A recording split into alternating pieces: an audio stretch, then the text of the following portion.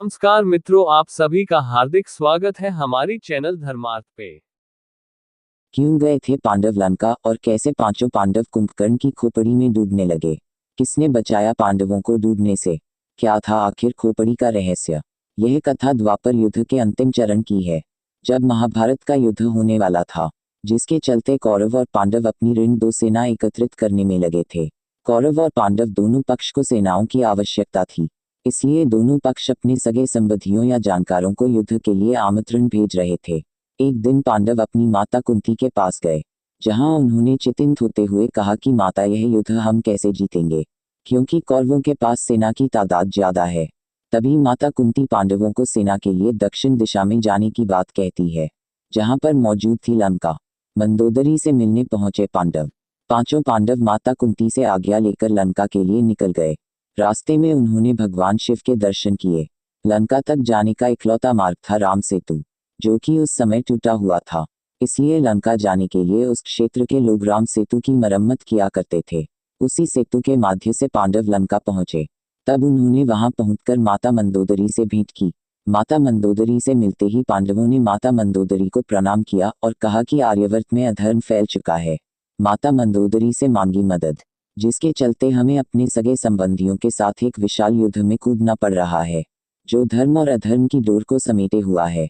हम अपनी माता कुंती के आदेश से ही यहाँ आए हैं और आपसे चाहते हैं कि आप अपनी विशाल सेना से महाभारत के युद्ध में हमारा समर्थन करें।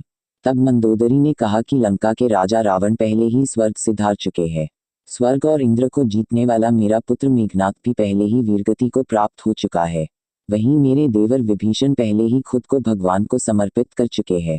इसलिए हम आपकी ज्यादा सहायता नहीं कर सकते हैं, लेकिन हाँ, लंका के कुछ सैनिक जरूर आपको दे सकते हैं। लंका की सेना का साथ सुनकर युधिष्ठिर को खुशी हुई। वहीं रात होने की वजह से पांडवों ने लंका में ही निवास किया। पांचों पांडव स्नान के लिए खोजने लगे सरोवर। सुबह मंदोदरी ने पांचों पांडवों को स्नान के लिए भेजा। पांचों पांडव स्नान के लिए सरोवर की तलाश में निकल पड़े। तभी उन्हें एक सरोवर दिखा, लेकिन आपको बता दें कि वो सरोवर नहीं बल्कि कुंभकर्ण की खोपड़ी थी। जैसे ही पांचों पांडव स्नान के लिए खोपड़ी में उतरे तो पांचों उस सरोवर में डूबने लगे। उन्हें कुछ समझ नहीं आ रहा था कि आखिरकार उनके साथ ऐसा क्यों हो रहा है। तभी वहां मौजूद एक ग्वाले ने पांडवों को खोपड़ी में डूबते देखा और यह बात जाकर माता मंदोदरी को बताई। मंदोदरी पांडवों की मदद के लिए सरोवर पहुंची। मंदोदरी ने खोपड़ी को उल्टा कर बचाई पांडवों की जान। उन्होंने खोपड़ी को उल्टा किया और पांडवों को डूबने से बचाया। पांडवों ने माता मंदोदरी से पूछा कि आपने सरोवर को कैसे उल्टाया। तभी माता मंदोदरी बताती है कि सरोवर नहीं बल्कि मेरे देवर कुंभकर्ण की खोपड़ी है। यह सब सुनते ही पांचों पांडव एक पल के लिए हैरान रह गए। इसी के साथ माता मंदोदरी ने पांडवों को रावण की कथा भी सुनाई कि कैसे वो अधर्म के मार्ग पर चलते हुए भगवान श्री राम के हाथों मारे गए। मंदोदरी ने पांडवों को कहा कि अगर तुम धर्म के साथ हो तो निश्चय ही जीत तुम्हारी होगी।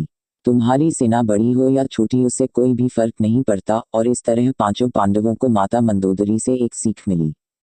अगर आपको हमारी ये प्रस्तुति पसंद आई हो तो हमारे वीडियो को लाइक कर चैनल को सब्सक्राइब कर दीजिएगा। अगर हमसे इस वीडियो में कोई भी भूल या गलती हुई हो तो हम आपसे क्षमा मांग रहे हैं, कृपया हमें क्षमा कर दीजिएगा।